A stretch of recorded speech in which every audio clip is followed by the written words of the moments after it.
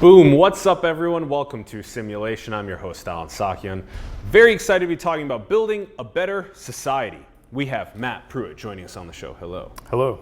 Thanks so much for coming on, Matt. Thank you for having me. Very excited for this episode. For those that don't know Matt's background, Matt Prewitt is president at RadicalxChange Foundation, which uses mechanism design to improve basic institutions. Find the links in the bio below to radicalxchange.org, as well as the Twitter for RadicalxChange and Matt's Twitter as well. All right, let's start things off with one of our favorite questions to ask our guests. What are your thoughts on the direction of our world? That's like a big question. I think that I'm basically agnostic. So I often resist the temptation to say that I'm optimistic or pessimistic, because the reality is I don't know. I'm cautiously optimistic. I want to do everything I can to make sure the future looks great. And I think anything can happen. And it's our job to make sure that we make it as good as we can. And what would you say are some of the key things that we need to embody moving forward to make it as optimistic, positive as we can? I think we need to be very thoughtful. I think we need to try to foresee the consequences of our actions as scrupulously as we can, and kind of accept that responsibility. I think we need to, look beyond our own interests, but also be realistic about the fact that our own, self-interest motivates people, and do our best. That's good. Yeah, that Nash equilibrium between one's own self-interest and the collective interest, and then also like the 7-generation rule of indigenous people, like thinking 7 generations out of our actions. Yeah, that's a great idea. Yeah, there should be more of that. I love it. All right, let's break down the journey. So born in Oakland, and then you went to Brown and then the University of Michigan for law school. But teach us about who you were as a kid and how you even got interested in some of these concepts that we're talking about today. Who I was as a kid. I think I was a kind of a thoughtful, occasionally, introverted kid. I've always had a really wide range of interests. I think that if you'd talked to me in middle school or high school, I would have said I want to be a writer or a philosopher or something like that. Got a little sidetracked along the way, but ultimately that's where the heat is with me. I mean, that's what I'm interested in. But my background is like fairly middle class, suburban. Nothing out of the ordinary. But I feel fortunate to have had gotten a great education and had parents who helped bring me along well. So. A lot of advantages. Yeah, took the leap out to Brown. Yep. And then the law school background as well, learning that. How did that end up coming up, that you ended up getting interested in law, pursuing that? I was definitely the classic, people say that not knowing what you want to do is the wrong reason to go to law school. I was exactly that. I knew that I knew that I could write. I knew that I could make arguments for things, and I knew that I enjoyed doing that. But I was actually never truly attracted to the role of being a lawyer. Like I didn't really want that career. I just knew that that's kind of where my skill set was, and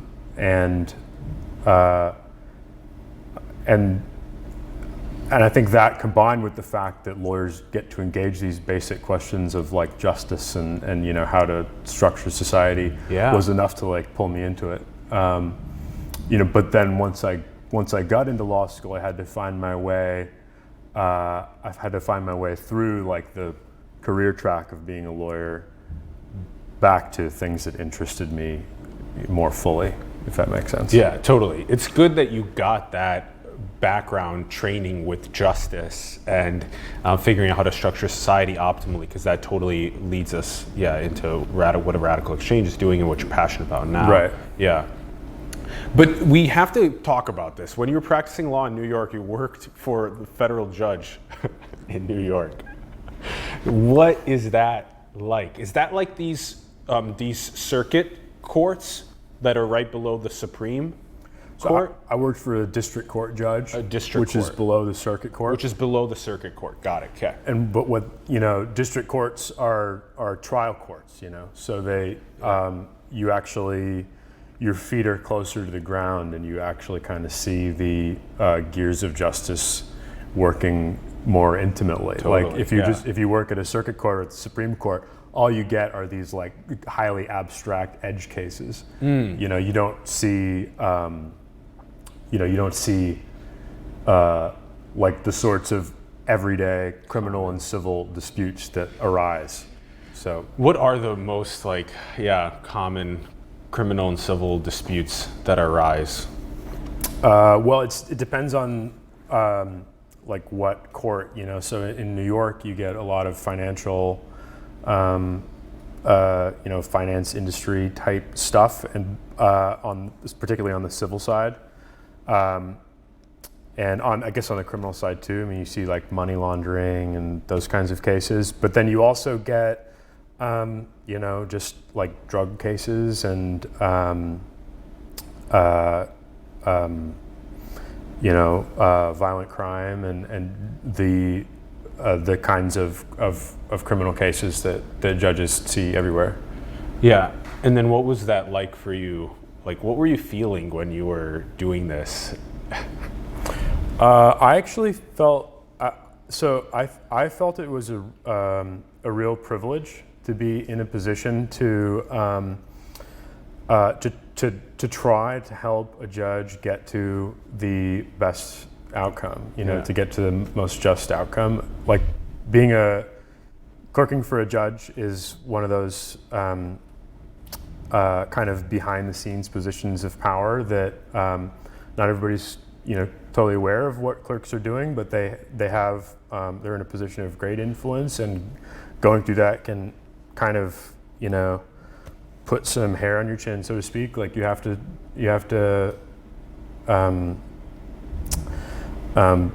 be willing to think about real things happening to real people in a really serious way. So it was and their families. Right. Yeah. And it's hard. It's hard. So hard. Yeah. Yeah. Just rushing to imprison people can be it's really, really tough thing, and it impacts people, their families. Yeah. Right. But also holding justice for acts of violence or murder or rape or drug trafficking, money laundering. There's all different types of ways to have to uphold a structured society that this is hard. Yeah, and I mean it's not a secret that the United States has a fairly dysfunctional criminal justice system. Yeah. And when you're working for a court, in a way you're participating in it, but then you're also in a position to try to mitigate the problems with it. Yeah. And I certainly tried to do that. Yeah, updating the society's code to have more just for criminal justice, I think that's massive. And I think we're slowly moving in that direction. I think even back to the ideas of the Founding Fathers and all of the amendments that we've had to the Constitution, that we weren't expecting exponential technology in these complex geopolitical landscapes and having over 600,000 people be represented by a single person in Congress, right? So these are all things that need to be updated. Right. I mean, the scale of our society is one of the biggest things that just like, there was no way to foresee that. I mean, there was no way, or even if you could have foreseen it, how could you plan for it? It just changes the dynamics of everything. So to not be like too slow and too conservative, but to not be too liberal either, but to be kind of like just right with the amount of changes that need to be made to society's code that make it easier to deal with the scale that we're going through. Yeah, exactly. Like you want to institutions need to evolve, but then they also need to maintain a certain continuity with the past. Because and that continuity kind of happens, in my opinion, on the layer of principles. Yes. So like there are certain principles that have been around a really long time. Yeah. That are quite valuable that we don't want to lose. Yeah, free speech. Exactly. Yeah. But we need to continue to reinterpret those principles in light of very new set of facts. Censorship on tech platforms, all this type of stuff. Yeah.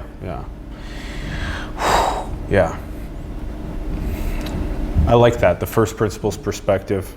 Yeah. Let's do some of the stuff you were dealing with in antitrust and consumer class action. What is that?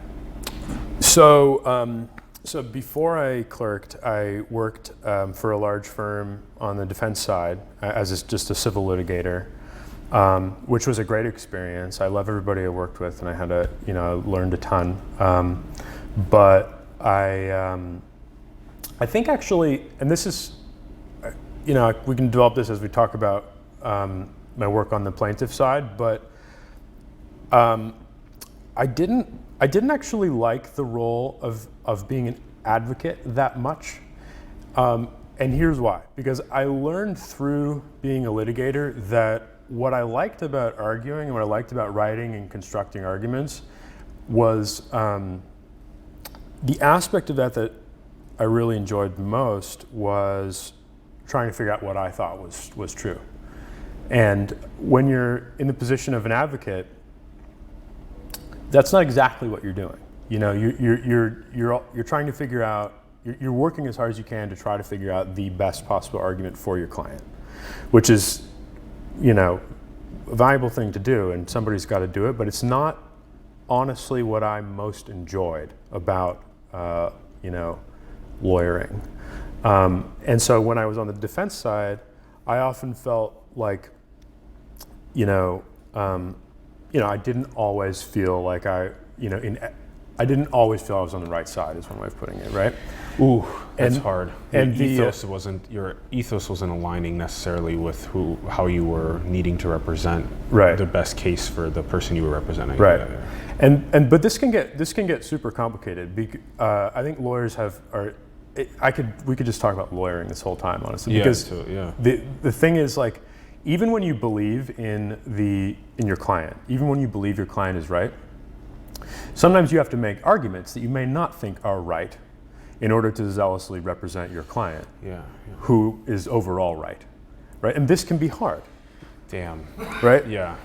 So then you're figuring out how to structure your own way of being persuasive that is in a way that may be that doesn't follow maybe some of your morals or ethics, but that overall is representing the person that you think should be winning, and so that's right. Yeah.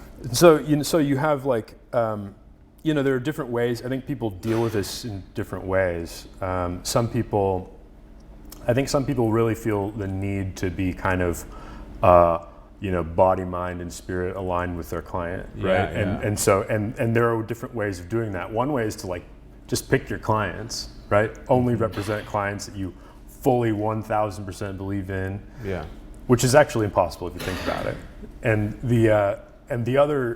another way of doing it is to just sort of embody the role of the advocate, right? Embody the role of the lawyer, and in order to do that, you have to fully believe in the system. You have to believe that by filling the advocate's role to the best of your abilities, you are contributing to a system that overall works out for the best, which is also sometimes difficult. That may not stand up to scrutiny. So So I struggled with this. I think a lot of lawyers struggle with it. People find their own ways of threading that needle. And but I guess long story short is that after some time on the defense side, I was interested in representing the other side. I was interested in representing, smaller parties, like, not big corporations and stuff. And I did that for a few, a couple of years, I guess, as a antitrust and consumer class action litigator. What is that?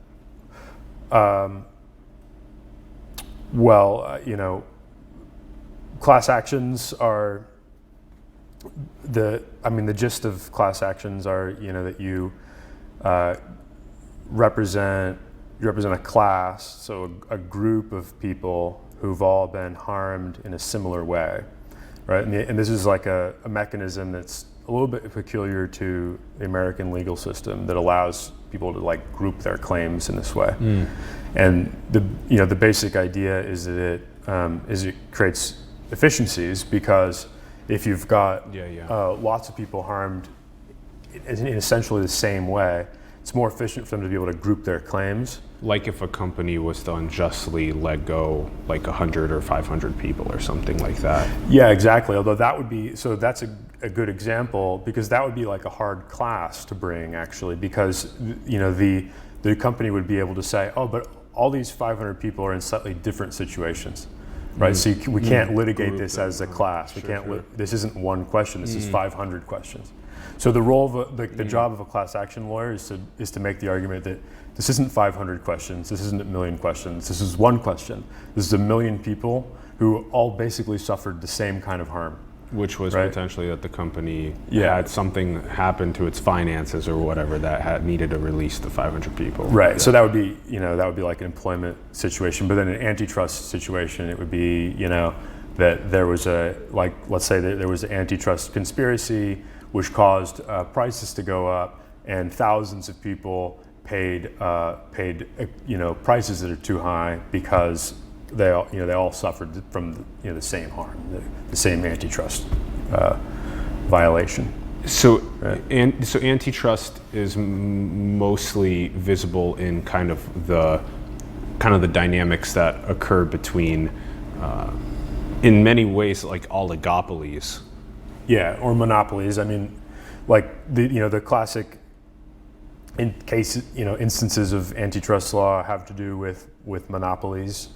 And are they trying to do things like build moats or bridges around their projects and fortunes, so that way it's harder for other people to come in, and so then that's maybe they're trying to sue the company for doing things that make it harder for smaller, medium-sized companies to try and come into marketplaces. Yeah, just suppressing competition. Maybe something like a Amazon Web Services or even just the Amazon Marketplace themselves, just making it more and more their algorithms showing up their products more and more often than the smaller, medium-sized businesses that are trying to market. Yeah, I mean, this is the right ballpark. Like, this is the kind of thing that antitrust litigation or antitrust litigators worry about. But the truth is that it's really hard to bring like a monopolization case now, because it's hard to show that consumers are being harmed by Amazon. It's always easy to sort of make the argument that no matter how big Amazon is, somebody else can come along and create an e-commerce site. Like, Amazon isn't preventing anybody from doing that. So it's hard, and for various kind of more technical reasons, like the doctrine has evolved over the years, and it's just become quite hard to convince a court that there's a monopoly problem. So the kinds of antitrust cases that tend to be successful in court these days tend to be in the area of price fixing, like antitrust conspiracies. So if you've got 5 or 6 players in the market and they're agreeing not to compete on prices, right? Yeah. So those are the kinds of cases that plaintiff side antitrust lawyers can actually win, because there might be like emails saying, Sure, okay, sure. we agree not We to agree lower not our to, prices, yeah. you know. So those are like the sort of winnable antitrust cases these days from a plaintiff's perspective. But obviously, there's the problems out there in the marketplace that make competition imperfect are a lot broader than that. Yeah. And that's actually like one of the things that is like a little frustrating, a little disillusioning about practicing antitrust law from a plaintiff's point of view, because it's like a lot of the things that you're really worried about, like there isn't actually a winnable legal case there, you know. And sometimes the things that you're honestly a little less worried about are the winnable cases, which is like another kind of frustrating misalignment. Does that make sense? Yeah. We could do a whole episode plus on just the differences in antitrust and also on how to best update the code of our judicial systems in general. Yeah. So we could. I love where the conversation has taken us in the first bit. Let's move. Sure. Okay. Let's do. So then you started working in blockchain programming, mechanism design. That's when you also started working with Glenn on RadicalxChange. Yeah. And then you ended up moving back to the Bay. We have a couple assets that we'll be showing on these separate little 3 sort of points that we're going to be hitting on. Yeah, what was that time like getting involved with RadicalxChange, learning about mechanism design? So I've been like a hobbyist programmer for many years, and I got really interested in blockchain a few years ago, just basically thinking about how to use it to solve various kinds of collective action problems. Yeah. And towards the end of my time as a litigator, I found myself thinking about that a lot, and I eventually decided to take a bit of a leap of faith and try to switch fields and work on that problem. So through that, I started kind of programming and trying to build tools, basically like Ethereum-based smart contract tools that could allow interesting forms of collaboration and collective action problem solving, and through that work, got interested in this problem of mechanism design. Right, and Glenn Weil, who's I work with at RadicalxChange, has done really amazing work in that area. So I found his work, started reading about it, got in touch with Glenn, and started put together this little group, RadicalxChange Foundation, and we put on a conference in Detroit in March. So yeah, does that answer? Yeah, that's good. Yeah, and the mechanisms themselves on being able to leverage things like blockchain for collective action, I think, is a very fascinating field, and will be. I think that edge is being pushed right now. Collective action leveraging decentralized ledgers, I think, is really interesting. And then, okay, let's start unpacking the different fields that are being pushed by RadicalxChange, trying to build a better society. Yeah. One of them is voting, and you're teaching me about the concept of quadratic voting. I thought this was really interesting. Okay, so this is a kind of a illustration of how quadratic voting works, but maybe I should start by just explaining it in words. Yes. So the basic idea in quadratic voting is that instead of one person getting one vote on every issue, the way like normal voting works, every person gets a budget of you call them like voice credits. Okay. Voice credits. Yeah. Okay. Or you Voting credits, credits, whatever you want to call them, right? You got chips. And tokens. And you can put your voice credits. You can allocate your voice credits across different voting issues, however you want. I can put all of them in one, or I could put them little bits into a bunch of different ones. Exactly. So you could spread them out, in which case it's just exactly the same as everybody getting one vote on each issue. Mm-hmm. Or you could concentrate them all on one issue that you care about, to the exclusion of all other issues. And here's the Right. catch if you do So that. the catch is that if you concentrate your credits on one issue, then you get less voice overall. Yeah. Okay, and it's not just that you don't get to vote on the other issues because you concentrated all your voting credits on one issue. It's actually that you get less voice. Period. Because so here's how it works. Like if like let's say I wanted to vote twice on one issue let's say You I've have got 9 total credits, right? this is 10. Okay. This is 10. Oh, this is 10 credits. So, Got it. Yeah. imagine this way. Imagine there's a ballot with 10 issues on it, Okay. and I've got 10 voice credits. Yeah. So if there's one issue that I would like to vote twice on, I have to spend 4 voting credits on that. Yeah, Okay. And the okay. rule is that the number of voting credits you have to spend is the square of the number of times you want to vote on it. Yeah, yeah. So if I want to vote twice on an issue, I have to spend 4 of my 10 on that. Yeah. If I want to vote 3 times, then I have to spend 9. 9, Right. So 4, 16, 5, 25. exactly. Right. Ooh, that goes fast.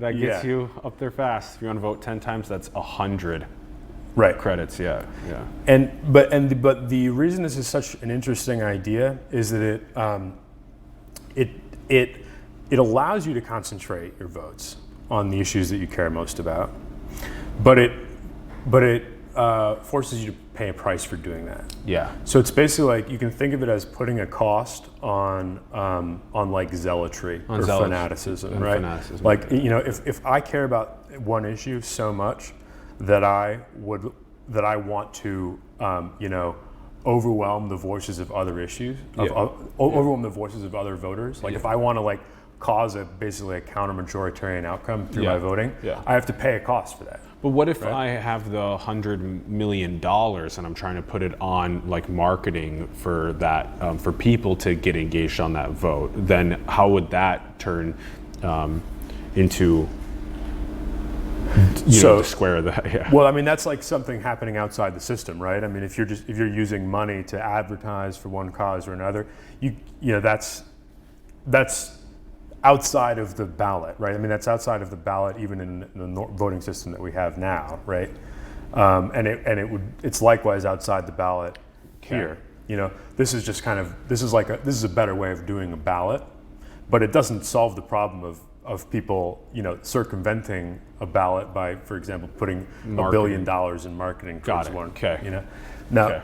but Can't make them pay square for the marketing. Yeah. no, right? Yeah, Of course you yeah. can. But it raises a super interesting philosophical point, which is that if you think about it, the power that you have in the political system to vote, and the power that you have in the economic system to, put your money towards advertising for something, those are fungible with one another, right? Those are basically like 2 forms of political voice that are operating in different systems according to a different set of rules, but they're fungible with one another. They cross that boundary. So it creates interesting issues, obviously, which like we're dealing with in our politics now.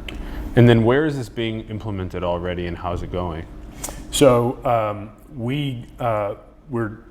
one very exciting thing that happened is that the majority caucus in the Colorado State Legislature used quadratic voting to prioritize their spending bills. Whoa. So, for example, I'm probably getting the numbers slightly wrong, but I think it was like they had a $40 million budget and a set of spending bills that would have allocated $160 million. So they had to like prioritize those. They had to decide, which ones are the most important, which ones are we going to put out there. And they used a quadratic vote to decide among themselves, like, which ones are the most important.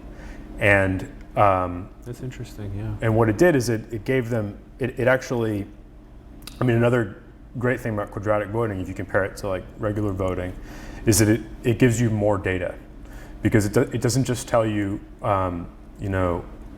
directionally, like where each voter is directionally. Shows you how zealous they are. Exactly. It shows you strength of preference. Yeah. So you want to, back to what I was saying before, like you want to impose a cost on zealotry, basically, because it's not, in principle, it's kind of a harm for one person to try to outweigh the voices of other people. However, in some cases, you actually want that. You actually want to allow that to happen in some cases because, for example, sometimes a majority oppresses a minority. Mm-hmm. This is like one of the classic problems of democracy. Yeah. And what quadratic voting does is it allows a little bit of a sort of a safety valve for minorities to effect counter-majoritarian outcomes when they care very strongly about a specific issue. They can all go really heavy on that issue. Right. But then if the majority also goes really heavy on that issue, they'll still, in that sense, lose. Right. But at the margin, it's going to be a good thing when a minority like resists. At the margin, that safety valve is going to avoid bad outcomes, and here's why: because many cases of like majority oppression of the minority have the feature that the majority cares more weakly than the minority about that particular issue. Okay. Right. So if you've got 60% of a population, who just cares very weakly about a particular issue, but that particular issue causes immense harm for the 40%. Yeah. Right. You want the 40% to win. Yeah. And quadratic voting gives you like an avenue for that to happen. Yeah. Yeah. Interesting. Yeah. Yeah. I wonder if this is like to be able to calibrate for zealousness. Calculate for that is something that's going to become really popular in the next updates that we have in our social fabric. Quadratic voting. It's an interesting concept, yeah. I mean, I think you want people to be able to express how strongly they feel. I mean, that's a really important piece of the information that we should be able to input into like a democratic process or a collective decision-making process. It's important for us to be able to represent our strength of preference. You're like a weight amount of value to like from a 0 to 10 on how much you care about this specific issue. Yeah. That's what this, yeah. Right. But there's got to be a cost for expressing a stronger preference, because otherwise everybody will just dial their preference up to 10 on everything. Right? Yeah. Yeah, versus if you do dial it up to 10, you also have to use more of your vote credits on that issue. Right. Yeah. Which means that you have a weaker voice on other issues. Yeah. Yeah. And then everyone's just given, allocated a same amount of credits. And that. Yeah. Exactly, which means, And you can't buy more at the little token booth. No. And I mean, and that's... But you can buy more with marketing dollars, which is what we were talking about. Right. You can buy more, yeah. Right, but that's like, we're not solving every problem at once. At once, yeah. But the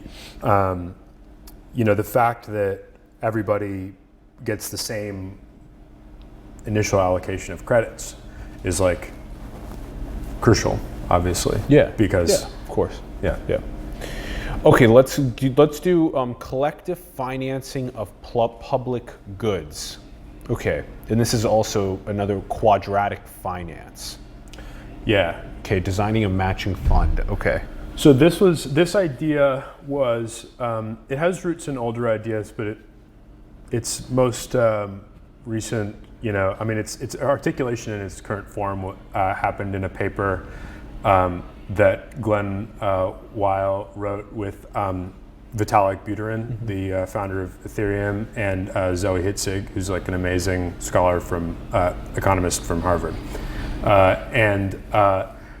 The idea of quadratic finance kind of builds on some of the ideas in quadratic voting. And I guess before I explain what that is illustrating, I'll again articulate it in words. Yes. So the way that quadratic finance, you can think of quadratic finance as a better design for matching funds, like for example, philanthropic matching funds. So the way that, if you think about the way that a matching fund normally works, it's like I donate $2 to the cause, and then the matcher matches it with $2. You donate $1 to the cause, matcher matches it with $1, right? Mm-hmm. So it's actually it's sort of like, how did we come up with that, right? It's sort of an unsystematic system. This is a a way of designing that matching mechanism in a way that is much better. The way that it works is you take the amount that I donate to the cause, the amount that you donate, the amount that everybody else donates. You take the amounts that each of us donate, take the square root of each of those amounts, sum them all up, and then square that sum. And which might sound a little hard to process, a little obscure, but it's actually pretty mathematically simple. There's not too many things going on here. Yep. And and it has really, really interesting features. The most obvious upshot of this is that it means that more matching funds are provided to projects or proposals that have a broader base of support. Mm-hmm. Okay, and this we gave this example of that. If one person's donating 9% of a total amount of money to something, versus if 100 people are donating 9% of a total amount to something, then the one that has 100 people donating 9% will get more matching. Exactly, it'll get way more matching. Way more matching. Right. Yeah. So so you just want to kind of give more to to issues that have more people backing them. You want to give more matched donations to. Exactly. Versus ones that just have a single really high paying person. Exactly. So if you've got only just like if you have one person backing an initiative, then there's no matching funds at all, right? Whereas if there's a very broad group of people who are all donating small amounts, you have large matching. Mm-hmm, mm-hmm. So what this does is it illustrates the amount of matching. Okay. So let's say these are different voters. Or not voters, but donors. This was what you just described. X is what you just described, and there's only one individual contribution. There's no matching. Yeah, exactly. So X, Y, and Z are like proposals that people are giving money to. That have a matching guarantee mm-hmm, behind them. Mm-hmm. The five little things at the top are people. So the person on the left donates that big block to X and a little bit to Y. A little bit to Y, yeah. Right. Okay. The second person here donates like a medium-sized amount to Y. Yep. And so on. And so the proposal X, if you run it through that formula, you can see it gets no matching. Yeah. Whereas Y, you take the amounts that. It got a little bit from each person. Yeah. You stack them up that way, and I'm sorry, I got my hand in front of the thing here, but the part with the squiggle represents right here. the You're amount good. of matching. Yeah, you can show that. Yeah. Yeah. The squiggly part. Yeah. The area of that squiggly part of the square represents the amount of matching funds that proposal got. Yeah. And you can see that it's a greater amount because it has this broader base of support, which just increases the size of that square, where the vacant area is the matching amount. Yeah, yeah. And then in Z, there were two people that supported Z with larger contributions. Right. And so it has it's in between the two. It has an intermediate amount of matching relative to the contributions that went in the first place. Whereas Y has like a lot more matching that came in because there were 5 people, but there were a less individual contribution total amount of like money in this case. Exactly. Interesting. And then can you give us an idea of locations where quadratic finance is already being used? So we. Gitcoin, for example, used like a slightly modified version of Quadratic Finance to run a fundraising initiative for various projects that use the Gitcoin platform to raise money.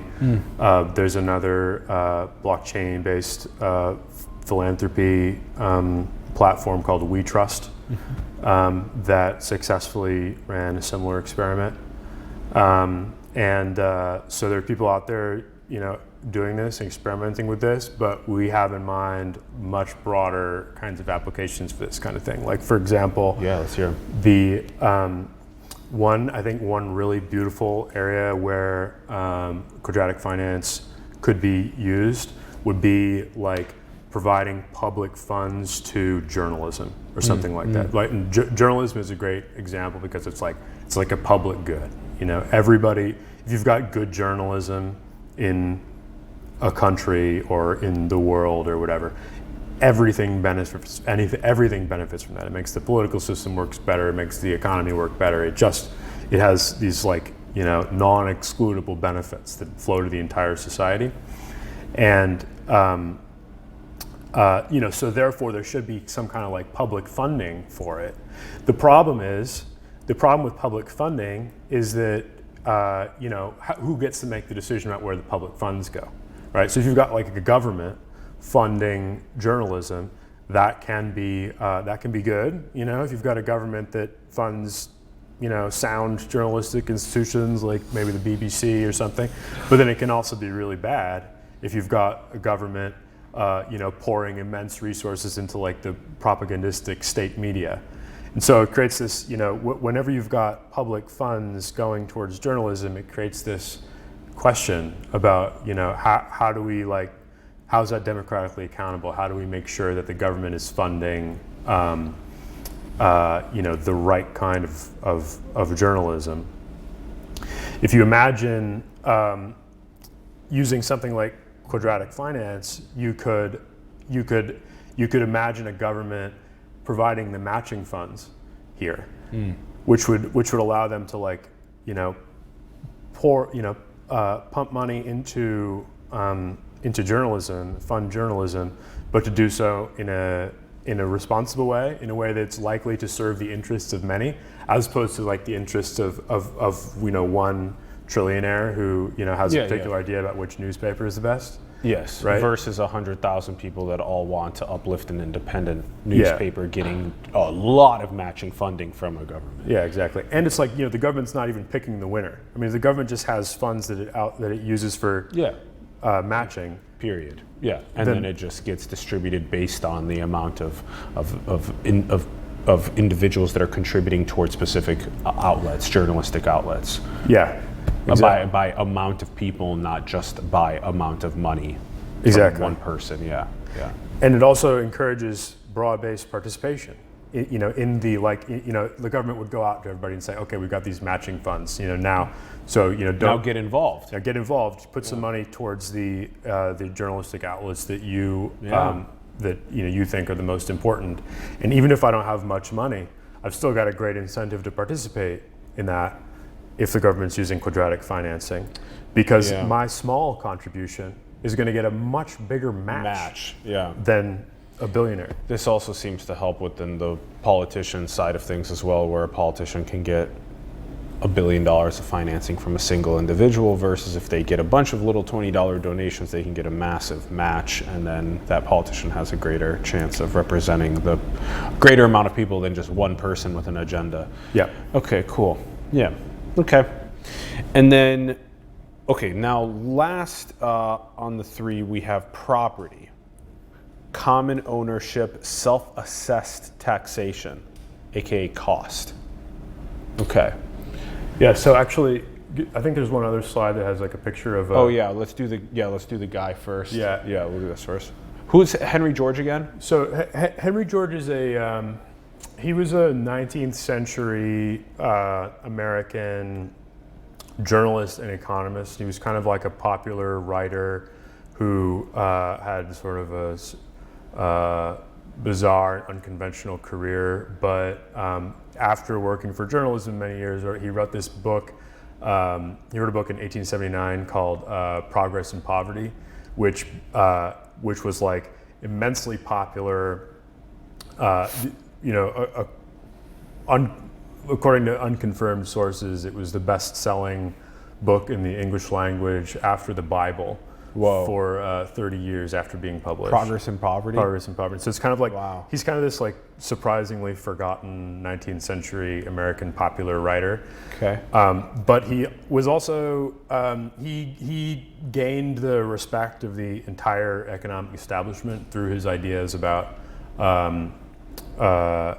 basically like the injustice of private property and land. So he has these very interesting ideas. And what does the unbounded savanna mean? So he's got, in his book, Progress in Poverty, he offers a thought experiment, which I think is quite beautiful and kind of distills the essence of his contribution to like the field, economics and whatever.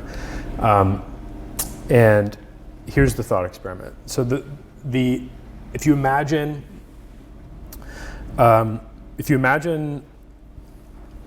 like a theoretical, abstract expanse of land. So and imagine that there's an expanse of land out there that extends to infinity in every direction. Whoa.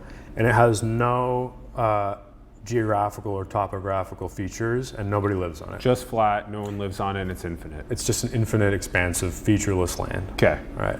Now, boring. Okay, I continue. Yeah. So but now, it's infinite. All right. And then imagine one settler. Okay. Strikes out onto that land, looking for a place to build a farm. So the simulation populates a single agent onto the infinite. Exactly. Okay. Exactly. And they're making a farm. Or well, they can Whatever. be They're doing anything. Yeah. And but for the sake of the thought experiment, let's say they're making a farm. So somebody goes out onto this expanse, and the thing to notice is that when this person goes out looking for a place to build a farm, he or she is essentially making a random choice. It makes no difference where he or she goes. Yeah. Every place, every part of this land is equally good. It's infinite. And it's equally good. It's equally good because it has no features. There's no part with the river. Yeah, exactly. Right? No beach view. No. Yeah. Yeah. Exactly. So it's all exactly no the more same. fertile land. Yeah. Okay. So it's like just throwing a dart. So if the second agent comes, then it's the same thing. Is that you can just randomly plot anywhere, and it's the exact same level of goodness. Yeah, but hold on for a second. So the first person goes out onto this land and builds a farm. And so now imagine this happening. Imagine the person going out there building a farm. He or she has got to do everything. They've got to farm their own crops, build their own house, make their own shoes, smith their own tools. They've got to do everything. You've got to be a jack of all trades. Yeah. And so maybe they can do it, but they're not going to be like economically rich. They're going to have to basically be like cobbling together subsistence living, right? Now imagine a second person coming to the expanse, right? So for the second person, the choice of where to go is not the same as it was for the first person, because the land is no longer unoccupied and no longer featureless. This second person, clearly, it's clearly most advantageous for this second person to put down a farm in proximity to the first person. Okay, right? Yes, to a certain extent, because there's also the potential to go to the exact opposite side of the land of that person and then have the most far distance from that person, because if you do want to expand your land, potentially, just an idea. But yeah, it's also advantageous to go next to the person, because then there's another human to engage with, to trade with, to talk to, all that stuff. I mean, maybe, I'm skeptical that it's such a great idea to go to the opposite end. Because I think, if the second person settles close to the first person, suddenly they can trade, right? The trade's massive. They can transact. The one that's better at farming can spend more time farming. But if there's a difference of opinion, then there's war. That's true. But just from an economic perspective. Sure. Okay. Just from a purely economic perspective, it's economically advantageous for both of them to live in proximity, right? Okay. And this effect compounds. So just you iterate that simulation a million times, and suddenly, instead of a couple subsistence farmers, you have like a thriving city. And there's specialists, there's the ability to be able to get rich instead of be a jack of all trades, all this type of stuff. Exactly. Then the dynamics for oligopolies and self-dealing increase, and instead of the inclusive fitness of treating people like a community, all that stuff, But the key thing to notice is that once you've got a city, there's gonna be much higher levels of like per capita wealth being generated, right? Because they're all traded, they're all enjoying, taking advantage of their,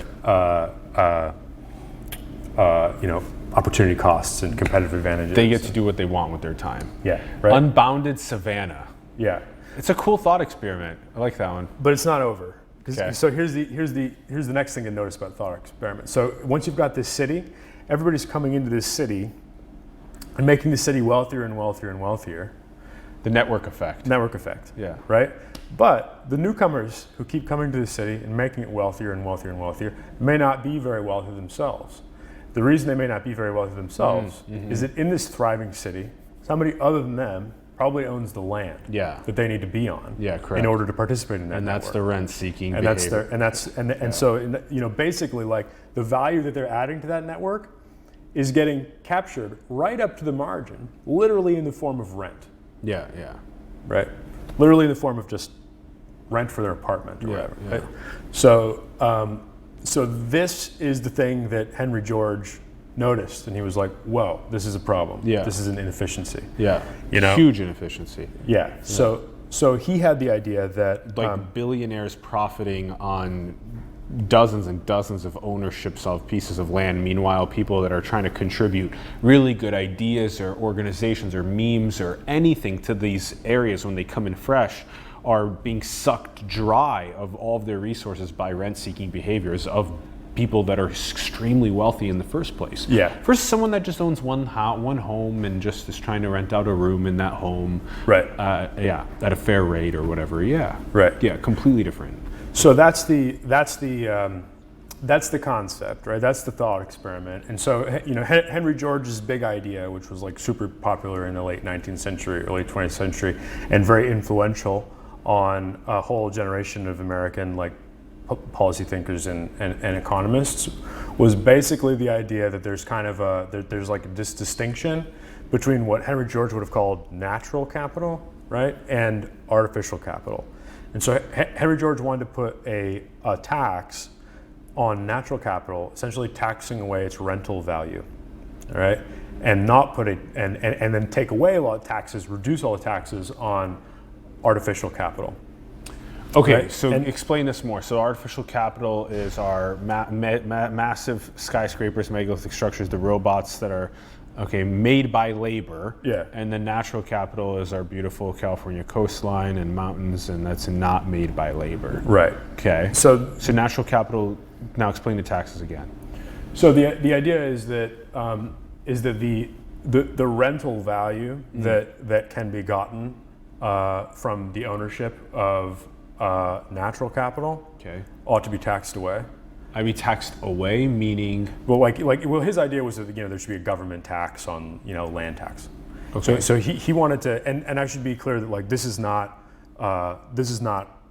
Radical Exchange's idea. This is I'm just kind of laying the you are background laying and stuff, yeah right? you are right now, yes. Yeah. So yes. But this is the thought is that there should be a tax on land, which Henry George called the single tax. Okay. And that tax on land should replace all the other taxes. So we should get rid of income taxes, get rid of taxes on this, that, and the other thing. Okay. And just the only tax there should be is on land. Would be on land. And why? Right? Yeah. And then what would you do with natural capital versus artificial capital taxing land? What do you? I'm not sure. How would you tax the land of natural capital versus artificial capital? So you'd figure out the rental. You'd figure out basically the amount of money you could get renting land, and that would be your tax. The amount of money you could get renting the amount of money that an owner could get from renting a piece of land in the natural capital versus natural capital. Okay. Right, and then tax away exactly that amount, so that there'd be no, rent seeking from ownership of natural capital. Oh, okay. Okay. Okay.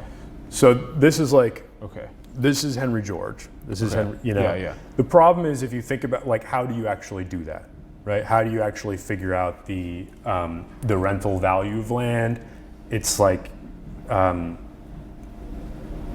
you can't do it. It's not like a practical idea that can be implemented, right? But it has this kind of theoretical appeal Yeah. that captured the imagination of a lot of people. I like that simulation that we just ran. That was a really good one. Yeah. Yeah. I like that. Cool. And it definitely teaches us a lot about network effects. It teaches us a lot about dynamics between people working together to increase wealth, but also that can self-deal. I like that. It's basically a simulation of a civilization, how it evolves on a planet. Yeah, right. Yeah. And what it does, what it does is it shows you that the value of land, like the value, that land has, comes from a network effect. Yeah, it does. The value of land totally comes from a network effect. And that's not once you see that, you can't unsee that. Yeah. But that's not obvious. As you're going through your life in 2019, it's not always obvious that the reason this land in San Francisco is so valuable is because there's this gigantic network effect happening that involves here. People all around the whole Bay Area who are engaging in exchange, and that the ownership of this particular land gives you the ability to gives you essentially ownership over a slice of that network. Yeah. That's well said. Yeah, we got to make those things that are not so obvious more obvious for people. Then we can push out the good ideas. So then, how is that part of the common ownership self-assessed taxation then? So the common ownership self-assessed taxation is a way of, you can think of it as like a little update to Henry George. It's a better way of doing a more flexible way of doing essentially what Henry George wanted to do. It doesn't necessarily have to apply to land, and it's not. And I should be very clear that we're not saying let's just get rid of. It's not like a part of our policy agenda to get rid of private property and land and replace it with this other system. It's just what it is. But it's a way of thinking about how to administer common property. Yeah. Right. In other words, if you've got a piece of common property, and you're thinking about imposing a different kind of property regime on it, for example, you might take an expanse of land and say, okay, we're going to overlay a private property grid on that common land now, and whoever goes and stakes their private property claim first gets private property, right? So that's you could imagine just imposing a private property regime onto a piece of common property, or you could imagine doing something different, something actually more efficient. And that's what common ownership self-assessed taxation is getting at. And here's the idea. So it's imagine you've got a piece of land, and there's a property tax on the land. The way that property taxes normally work would be that some assessor comes and says what the land is worth, and you pay some percentage of that value that's assessed by the assessor. So the way this works is that instead you self-declare what you think the land is worth. Now, obviously, that creates an incentive to self-declare as low as possible. The catch is that whatever you self-declare at the value to be, you also have to be willing to sell to any buyer willing to pay that amount. So it's not only a self-assessment, it's also a sell offer. Yeah. Right? There's another kind of more technical component to this, which involves, how to think about the exact level that the taxation rate should be at within this. But that is the basic idea. And if you set the tax at the right level, you end up with a situation where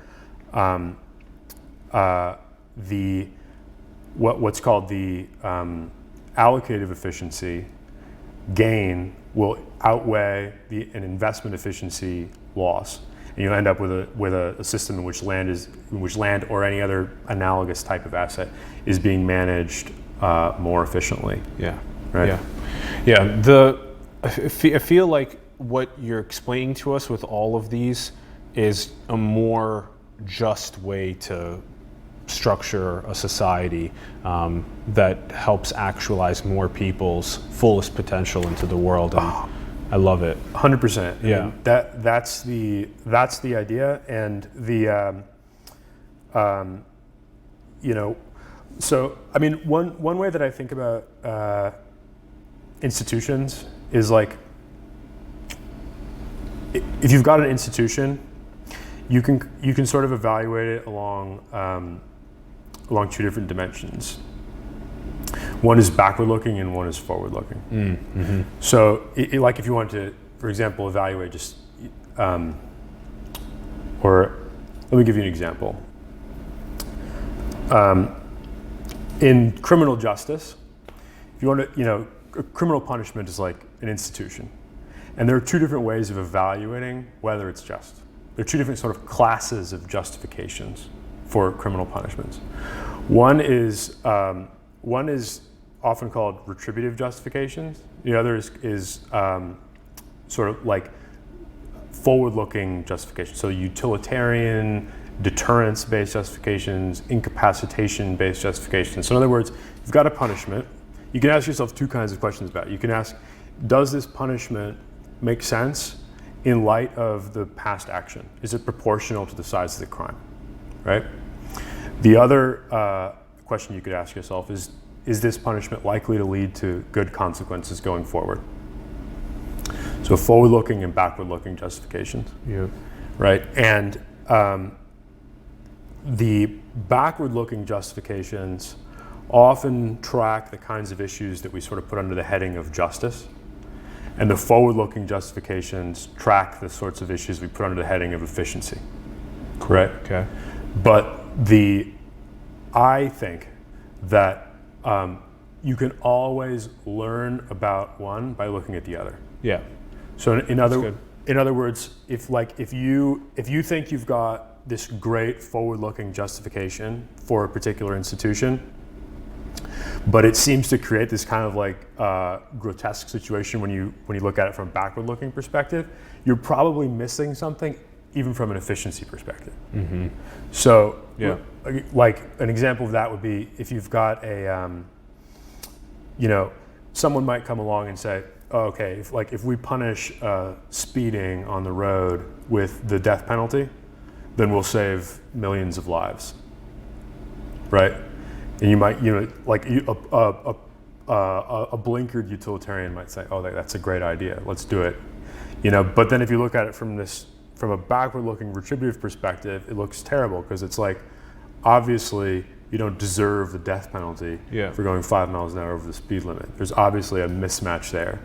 And that mismatch from the backward-looking perspective tells us that we're missing something when we conclude that it's like an efficient, forward-looking thing. Yeah. So the justice and efficiency both married in institutional progress is so important. Yeah. Exactly. Yeah. Woo, this has been super solid. I've had a really good time unpacking these subjects together, Matt. Let's ask you quick, are we in a simulation? We can't know. I mean, I'm sort of, I wouldn't say I'm persuaded, but I'm open to the arguments that we are. I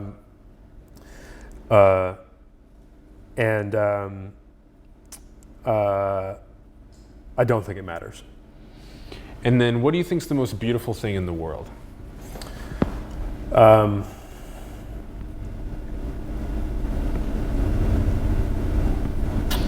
Oh God.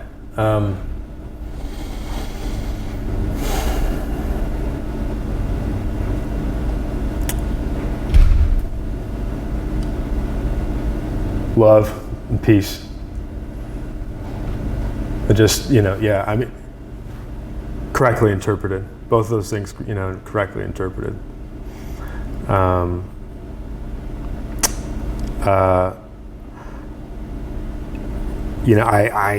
I think I want to live in a world where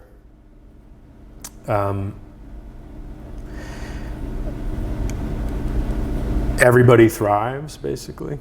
And I think that everybody has the potential to thrive. Yeah. And I also want to live in a world where people care about one another, care about themselves, think deeply about one another, think deeply about their relationship with, nature, other species,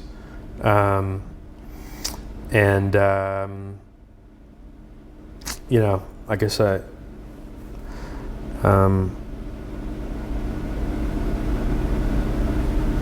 I've got a lot more to say about that, but it's not all coming out on the tip of my tongue. Love and peace and thriving for everyone. Yeah, it's beautiful.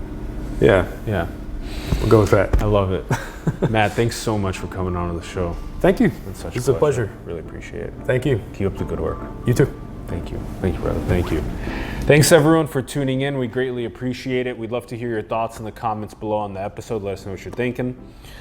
Have more conversations with your friends, your families, coworkers, people online on social media about the topics that we discussed here, about what it's like to have things like quadratic voting or quadratic finance, or how to best structure a society and better one moving forward. Also, check out the links in the bio below to RadicalxChange.org, as well as the Twitter for both the RadicalxChange and for Matt. And also support the artists, the entrepreneurs, the organizations, the scientists, the indigenous elders around the world that you believe in. Support them, help them grow, help them flourish, support simulation. Our links are below to our PayPal, Patreon, cryptocurrency. If you want to, you can design cool merch and get paid for it too. That link is below. Shout out to Ron Vargas for producing and directing. Thank you very much, Ronnie. And go and build the future, everyone. Manifest those dreams into the world. We love you very much. Thanks for tuning in. We'll see you soon. Peace.